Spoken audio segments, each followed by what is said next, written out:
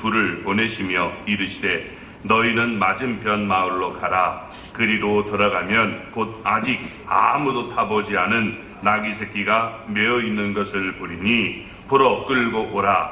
만일 누가 너희에게 왜 이렇게 하느냐 묻거든 주가 쓰시겠다 하라. 그리하면 즉시 이리로 보내리라 하시니 제자들이 가서 본즉 나귀 새끼가 문 앞 거리에 메어 있는지라. 그것을 보니 거기 서 있는 사람 중 어떤 이들이 이르되 나귀 새끼를 풀어 무엇하려 하느냐 하매 제자들이 예수께서 이르신 대로 말한대 이에 허락하는지라. 나귀 새끼를 예수께 끌고 와서 자기들의 겉옷을 그 위에 얹어 놓음에 예수께서 타시니 많은 사람들은 자기들의 겉옷을 또 다른 이들은 들에서 벤 나무가지를 길에 펴며 앞에서 가고 뒤에서 따르는 자들이 소리 지르되 호산나 찬송하리로다. 주의 이름으로 오시는 이여 찬송하리로다.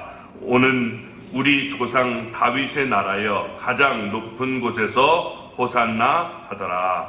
예수께서 예루살렘에 이르러 성전에 들어가사 모든 것을 둘러보시고 때가 이미 저물매 12 제자를 데리시고 베다니에 나가시니라. 아멘.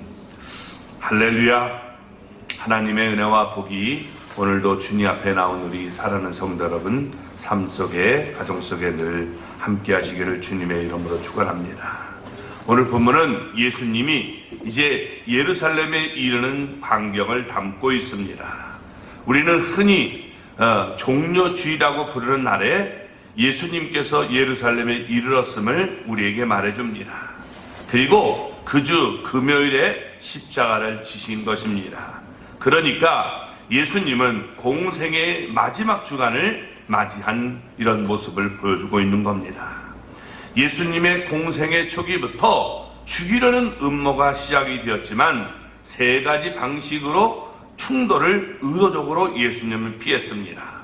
먼저 예수님을 죽이려고 의논하자 예수님은 한적한 것으로 자리를 옮겼던 것입니다.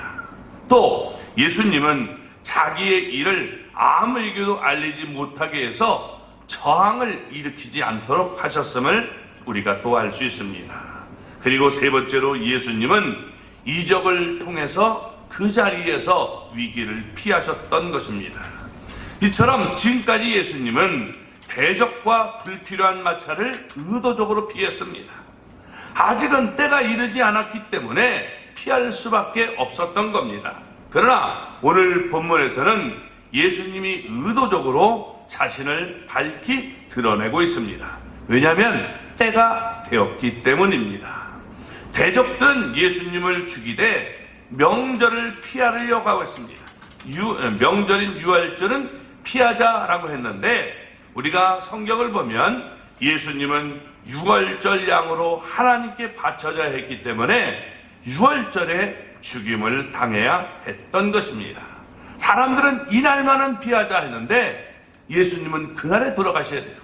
그렇기 때문에 예수님은 여러분 유월절에 십자가에 우리가 달려 돌아가시는 모습을 볼 수 있는 것입니다. 예수님은 사람들이 자신을 열렬히 환영하도록 내버려 두어서 대적들의 증오심을 자극시켜 하나님이 정하신 때에 자신을 십자가에 못 박도록 만들었던 것입니다. 그래서 하나님의 예언의 약속은 언제나 이루어짐을 우리가 알 수 있는 것입니다. 자, 예루살렘에 가까이 오신 예수님의 모습을 우리가 보겠습니다. 1절을 우리 같이 읽겠습니다.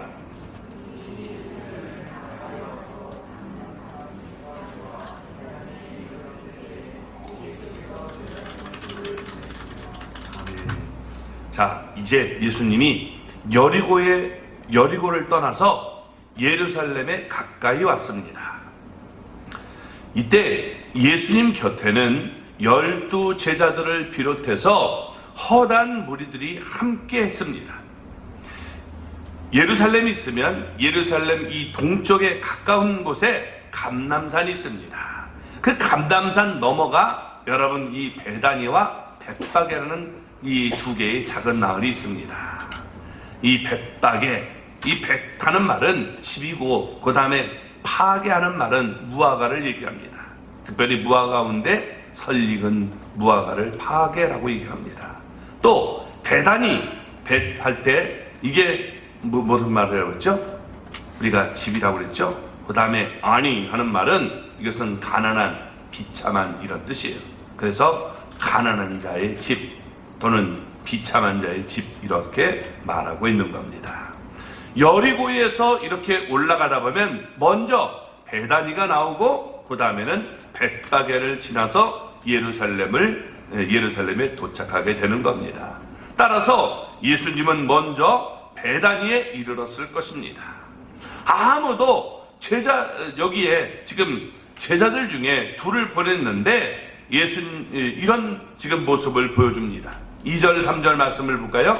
이르시되 너희는 맞은편 마을로 가라. 그리로 들어가면 곧 아직 아무도 타보지 않은 나귀 새끼가 메어 있는 것을 보리니 풀어 끌고 오라. 만일 누가 너희에게 왜 이렇게 하느냐 묻거든 주가 쓰시겠다 하라. 그리하면 즉시 이리로 보내리라 하시니.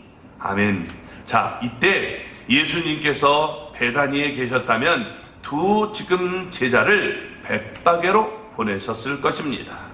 예수님은 그들을 맞은편 마을로 가서 나귀 새끼가 거기 가면 메어 있을 것인데 그 나귀 새끼가 메어 있을 것이니까 그것을 끌고 오라 라고 말을 합니다. 그러면서 그 지금 나귀 새끼는 아직까지 아무도 어떤 사람도 타보지 않은 나귀 새끼다 라고 말을 합니다. 예수님은 이런 모습을 통해서 현재의 상황뿐만 아니라 과거의 상황도 다 알고 있다는 겁니다. 뿐만 아니라 아직 일어나지 않은 미래까지도 다 알고 계시는 모습을 보여주고 있습니다. 낯선 마을에 가서 나귀 새끼를 임의로 지금 풀어서 끌고 오면 좋지 않게 보일 수 있을 겁니다. 따라서 누군가가 왜 이렇게 합니까? 라고 물을 수 있는데 그러면 주가 쓰시겠다 하라 라고 말하라는 겁니다. 예수님은 그들이 지금 대답할 말을 미리 가르쳐 주셨습니다.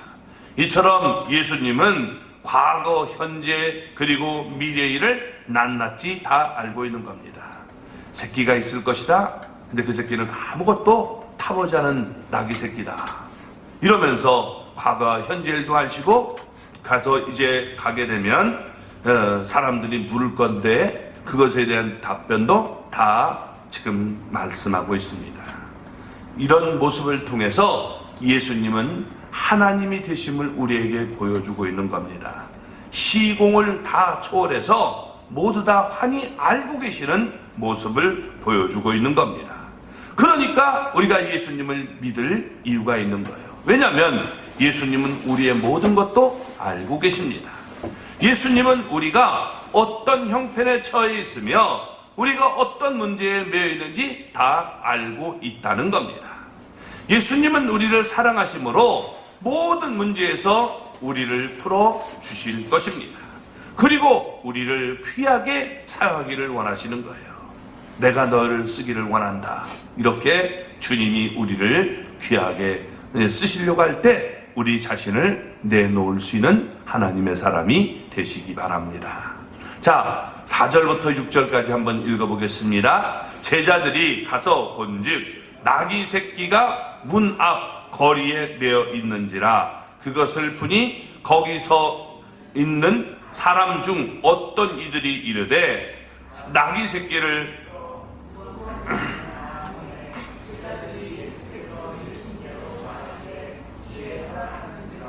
아멘.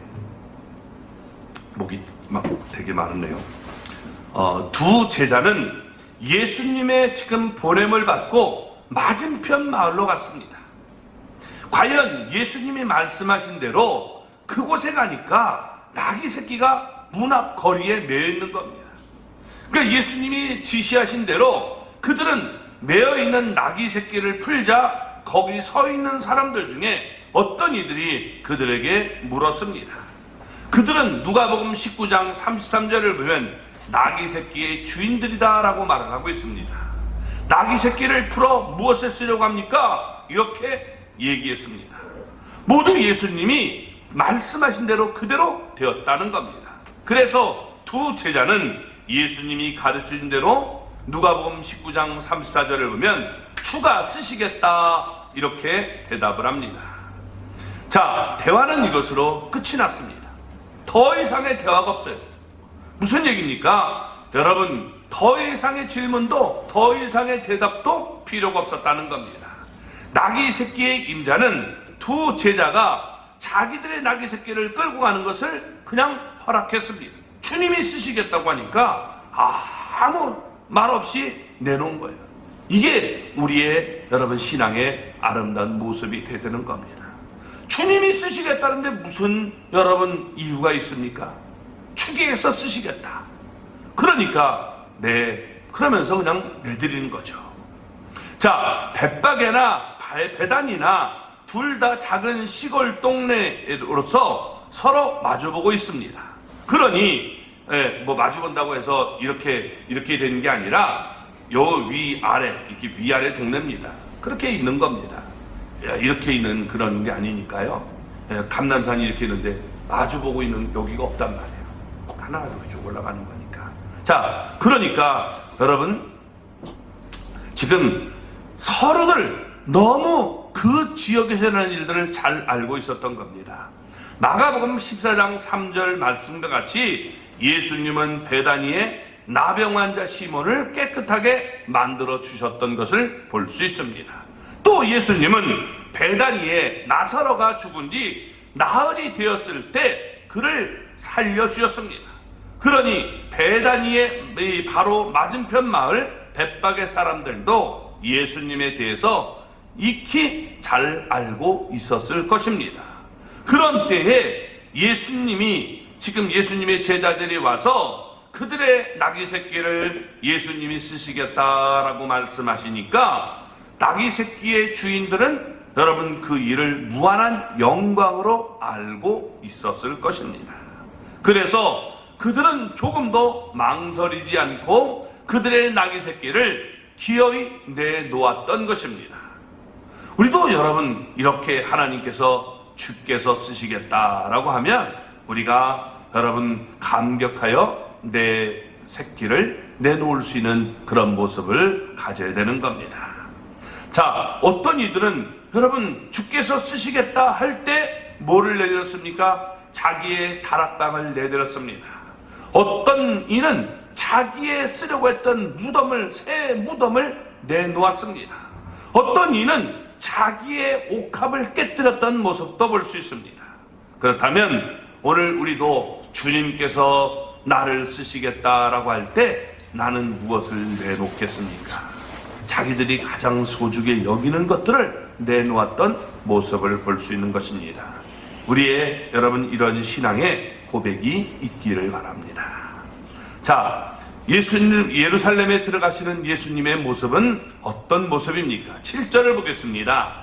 나귀 새끼를 예수께로 끌고 와서 자기들의 겉옷을 그 옷에 얹어 놓음에 예수께서 타시니 예수님이 말씀하신 대로 두 제자는 나귀 새끼를 예수님에게 끌고 왔습니다.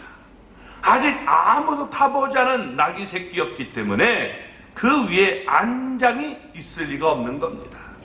그렇기 때문에 두 제자는 예수님이 타기에 편하도록 자기들의 겉옷을 그 위에 얹어 놨습니다. 예수님은 나귀 새끼를 타셨습니다. 먼 길을, 그것도 계속 이제 여러분 이때는 오르막길을 걸어서 피곤을 느끼셨기 때문에 여러분 나귀를 타고 들어가야겠다 이렇게 생각한 것입니까? 아닙니다. 왜 이렇게 하셨느냐? 여러분 우리 마태복음 21장 4절과 요한복음 우리 12장 15절에서 밝히는 바와 같이 스가랴 선자의 예언을 성취하기 위해서 이렇게 하셨던 것입니다. 스가랴 선자는 예수님보다 약 500년 앞선 사람입니다. 우리가 스가랴 말라기가 나오죠. 스가랴. 그러니까 이 스가랴 선자는 예수님보다 여러분 약 500년 앞선 사람인데, 그는 스가랴 9장 9절을 보면 왕인 메시아가 나귀 새끼를 타고 예루살렘에 갈 것과 그때 사람들이 그를 맹렬하게 맞이할 것을 말씀했던 것입니다. 예수님은 이 예언의 말씀을 성취했습니다. 예수님은 만왕의 왕이 되십니다. 그러나 예수님은 세상의 왕들처럼 멋있는 백마를 타지 않았습니다. 검도 차지 않았습니다. 군대를 이끌고 오지도 않았습니다. 지금 예수님은 로마와 싸우기 위해서 예루살렘으로 들어가는 것이 아니었기 때문입니다. 스가랴 12장 10절 말씀과 같이 예수님은 찔림을 받으며 죽임을 당하기 위해서 예루살렘에 들어간 것입니다. 그래서 겸손하게 나귀 새끼를 탔다라고 말하고 있습니다. 그러나 요한계시록 19장 11절과 같이 예수님이 다시 올 때는 백마를 타고 오신다는 겁니다. 여러분, 이 백마를 타고 승자의 모습으로 오시는 거예요. 그래서 죄 없으신 분이 여러분 이렇게 승자의 모습으로 오시는 겁니다. 우리 여러분 8절 말씀을 읽어볼까요? 많은 사람들은 자기들의 겉옷을, 또 다른 이들은 들에서 벤 나뭇가지를 길에 펴며, 유월절을 이제 맞이해서 이미 많은 사람들이 예루살렘을 향하여 있었습니다. 그리고 여기 요한복음 12장 9절 말씀과 같이 유대인들은 큰 무리가 예수님이 계신 베다니로 모여들었습니다. 예수님도 보고 예수님이 죽은 자 가운데서 살린 우리 나사로도 보기 위해서 이렇게 많은 사람들이 베다니로 모여들었던 것입니다. 많은 사람들은 자기들의 이 겉옷을 길에다가 폈습니다. 이것은 오래된 관습으로 일종의 상징적인 행위를 얘기하고 있는 겁니다. 우리 열왕기하 9장 3절을 보면 나를 밟고 지나가소서, 나는 왕에게 복종하겠습니다. 이런 뜻으로 여러분 지금 자기 옷을 갖다 펴서 펼쳐놓는 모습을 보여주고 있는 겁니다. 이런 뜻으로 왕이 지나갈 때 백성들은 자기의 이 겉옷을 길에다가 폈던 것입니다. 그런데 그때 큰 무리가 예수님과 함께 예루살렘으로 가고 있었던 것만은 아니었습니다. 요한복음 12장 13절, 12절 13절 말씀과 같이 이미 예루살렘에 당도한 큰 무리가 종려나무를 가지고 지금 예수님을 맞으러 나왔던 것입니다.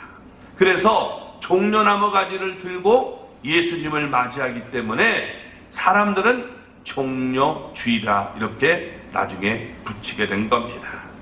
예루살렘에서 예수님을 맞으러 나온 사람들은 예수님이 베풀 구원의 기쁨을 생각하면서 자기들이 가지고 온 종려나무 가지를 길에다가 폈던 것입니다. 요한계시록 우리 7장 9절 10절 말씀과 같이 종려나무 가지는 구원과 기쁨과 승리를 상징해주고 있는 것입니다. 그래서 이렇게 우리를 구원해 주시고 또 우리를 구원해서 기쁨과 죄로부터 로마로부터 승리를 우리에게 베풀어 주십시오, 이런 뜻에서 폈던 것입니다. 자, 9절 10절 말씀을 보겠습니다. 앞에서 가고 뒤에서 따르는 자들이 소리 지르되 호산나 찬송하리로다, 주의 이름으로 오시는 이여 찬송하리로다, 오는 우리 조상 다윗의 나라여 가장 높은 곳에서 호산나 하더라. 앞서가는 자들은 예루살렘에서 예수님을 맞으러 나온 사람들이었을 것입니다. 반면 뒤에서 따르는 자들은 베다니에서부터 예수님과 함께 예루살렘으로 들어가는 사람들이었을 것입니다. 아무튼 이제 이렇게 맞으러 오는 사람, 또 올라가면서 예수님과 함께 올라가는 이 많은 뒤따르는 무리들이 여러분 다 같이 하나 돼서 소리를 지르고 있는데, 그 소리가 무슨 소리입니까? 호산나 찬송하려다 주의 이름으로 오시느니요 라고 말하고 있는 겁니다.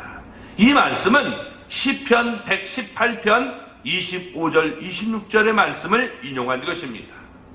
호산나, 사실 호산나는 말은 이게 헬라를 음력한 거예요.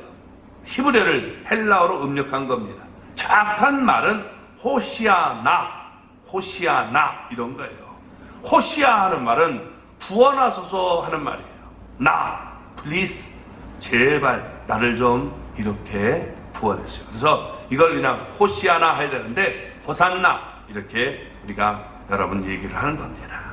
그러니까 이것은 무슨 얘기입니까? 구원을 간구하는 말씀입니다. 곧 그들은 예수님을 찬송하면서 예수님을 주님의 이름으로 오시는 이라고 불렀습니다. 주님의 이름으로 오시는 이는 일종의 메시아의 호칭을 우리가 얘기하는 겁니다. 칭호입니다. 그러니까 그들은 예수님을 메시아, 그리스도로 믿고서 예수님을 찬송하고 있다는 겁니다. 사도행전 14장을 우리가 보면 사람들은 바울과 바나바에게 제사를 경배하려고 했습니다. 그때 바울과 바나바는 옷을 찢으면서 황급히 그들의 행위를 말렸습니다. 사람은 결코 경배를 받을 수 없고 오직 하나님만 경배를 받아야 된다는 거예요. 그러나 예수님은 사람들이 경배하며 또 이 찬송하는 것을 전혀 금하지 않았습니다. 왜? 찬송을 그대로 받으셨단 말이에요. 그것은 예수님께서 찬양과 경배를 받으시기에 합당하신 분이기 때문에 예수님은 그것을 말리지 않았던 것입니다. 그들은 예수님을 메시아, 곧 다윗의 자손으로 믿었기 때문에 자기들의 조상 이 다윗의 나라를 영광스럽게 회복시켜준다라고 바랬던 것을 우리가 알 수 있습니다. 그들의 외침은 이와 같이 끝을 맺고 있는 것입니다. 가장 높은 곳에서 호산나 하더라. 가장 높은 곳에는 여러분 하나님이 계시죠. 예수님은 가장 높은 곳에 계신 하나님이 보내신 메시아이니까 그들은 예수님에게 호산나 하면서 자기들을 구원해달라라고 말했던 것입니다. 본문처럼 그들은 예수님을 메시아, 곧 그리스도로 믿었던 것입니다. 이것은 옳은 것입니다. 그들은 예수님을 찬송했습니다. 이것도 옳았습니다. 예수님을 경배했습니다. 이것도 옳은 얘기입니다. 그들은 예수님이 자기들을 구원해 줄 줄로 믿었습니다. 이 또한 옳았습니다. 그런데 불과 며칠도 안 돼서 다른 소리를 그들은 지르기 시작합니다. 뭐라고 여러분 소리를 지릅니까? 십자가에 못 박게 하소서, 십자가에 못 박게 하소서라고 외쳤던 것입니다. 우리는 이 사람이 우리의 왕됨을 원하지 아니하나이다. 가이사 외에는 우리에게 왕이 없습니다. 이렇게 외치는 소리를 듣습니다. 가이사가 누구예요? 로마의 여러분 황제 아닙니까? 그 가이사는 우리에게 왕이 없다. 이렇게 얘기를 합니다. 그러면 왜 이렇게 갑자기 그들이 달라졌습니까? 그건 바로 예수님이 그들의 요구를 들어주지 않았기 때문입니다. 예수님은 그들의 욕구를 예수님이 그들의 욕구를 충족시켜주지 않자 그들은 예수님에게 완전히 등을 돌리고 말았던 것입니다. 때는 유월절입니다. 유월절은 예수님이 이스라엘 백성들을 애굽에서 구원한 것을 기념하는 절기였습니다. 마찬가지로 그들은 이제 예수님이 그들을 로마에서 구원해서 다윗의 나라를 회복시켜주기를 바랐던 것입니다. 그러자 예수님은 그들을 죄에서 구원하기 위해 오셨던 겁니다. 유월절 양이 되어서 자기 목숨을 그들의 대속물로 주기 위해서 예수님은 오셨습니다. 그러니까 자기들의 이 지금 소원은 예수님이 우리 죄를 위해서 죽는 게 아니라 로마를 깨부숴 주기를 원했는데 그것이 충돌이 벌어진 것입니다. 결국 자기들의 기대가 이루어지지 않자 예수님을 십자가에 못 박아 죽이라고 소리를 쳤던 것입니다. 예수님이 바라는 것은 영혼의 구원이었습니다. 하나님과의 화목이었습니다. 이를 위해서 예수님 오셨다라고 말하지 않습니까? 그런데 사람들은 예수님에게서 세속적이고 물질적이고 육신적인 것을 요구했다는 겁니다. 그들의 욕구가 채워지지 않자 그들은 예수님을 버리고 말았던 것입니다. 영혼 구원이 먼저임을 우리에게 보여주고 있는 거예요. 하나님과의 화목이 우선임을 보여주고 있는 겁니다. 하나님과 화목하지 않은 사람, 여러분, 이 사람이 진정 행복할까요? 공산주의는 여러분 정말 하나님과의 화목이라는 건 생각이 없어요. 오직 물질주의로 나가는 거죠. 그래서 이러기 때문에 공산주의와 기독교는 전혀 어울릴 수 없는 이런 모습이 되는 겁니다. 그래서 기독교가 들어가는 곳에는 여러분 공산주의는 반드시 이 기독교를 탄압하게 되어 있는 거예요. 그래서 우리는 여러분 하나님 앞에서 우리에게 신앙인이 누군가를 우리가 분명히가를 깨달아야 돼요. 자, 그리고 여기 지금 11절 말씀을 보겠습니다. 예수께서 예루살렘에 이르러 성전에 들어가사 모든 것을 둘러보시고 때가 이미 저물매 12 제자를 데리시고 베다니에 나가시니라. 아멘. 드디어 예수님은 최종 목적지 예루살렘에 이르렀습니다. 마태복음 21장 10절 말씀과 같이 그때 예루살렘 온 성이 소동을 했습니다. 예수님을 향한 환호한 소리를, 이 환호하는 사람들의 지르는 이 함성 소리가 온 천지를 침동했다라고 말합니다. 그들은 예수님이 그 길로 로마를 아주 무찌르고 그들의 조상 나라, 이 다윗의 나라를 회복시켜 주기를 바랐던 것입니다. 그러나 예수님이 오신 의도는 이것이 아니었죠. 예수님은 잠잠히 그냥 예루살렘에 들어가시는 겁니다. 그리고 모든 것을 둘러보셨습니다. 요한복음 2장을 보면 예수님이 공생애를 시작한 지 얼마 되지 않았을 때입니다. 유월절을 맞아 예루살렘에 올라가서 성전 안에 들어갔습니다. 예수님은 거기서 매매하는 자들과 돈 바꾸는 자들을 보고 의문을 내셨습니다. 아니, 하나님의 성전에서 지금 매매하는 게 이게 도대체 뭐냐? 돈 바꾸는 거 보고 다 여러분 어떻게 해요? 성전을 깨끗하기 위해서 그들을 다 내쫓아 버렸어요. 뒤집어 엎어버렸습니다. 그로부터 3년 뒤에 예수님은 유월절을 맞아 다시 예루살렘 성전에 들어가신 것입니다. 그런데 그곳의 상황은 조금 더 달라진 것이 없었습니다. 그래서 15절 말씀과 같이 그 다음날 예수님은 또다시 성전을 깨끗하게 한 것입니다. 그러나 본문 말씀과 같이 그날은 이미 날이 여러분 저물었습니다.